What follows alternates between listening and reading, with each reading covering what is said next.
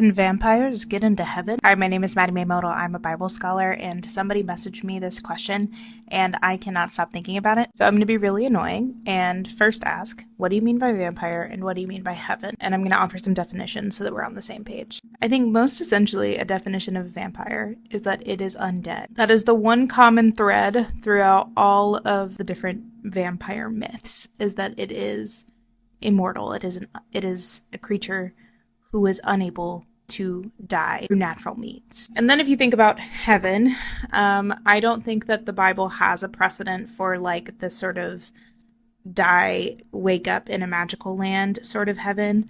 I tend to think of the eschaton, which just means like the last event. So that will be our basic definition of heaven: new creation. It's a world in which sin and death do not reign. So if we believe that vampires are undead and heaven is new creation without death, then not only do I think that vampires can get into heaven, but I think that we will all essentially be vampires in heaven. I'm a Pauline scholar specifically, and the thing that he's absolutely obsessed with is that for him, because Christ was resurrected, that means that every believer will have access to resurrected life, and thus, in theory, resurrected bodies are basically just undead bodies. They're bodies that look and feel like the ones that we have now. Think about Jesus. Think about his resurrected body still having the scars and the wounds. So they'll look and feel essentially like the ones that we have now, but it will be a body post-mortem, after death, or a-mortem,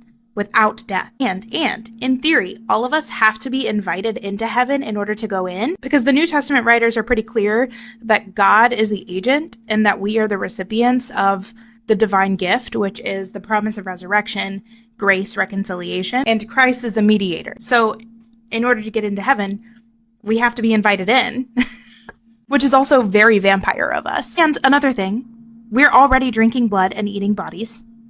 So add that to the vampire criteria. And we know from different accounts in the Bible that God is really shiny and bright. So in theory, we could all have sparkly skin in the afterlife. So basically, my conclusion is that if vampires are real, they would absolutely be invited into heaven. They may already be there.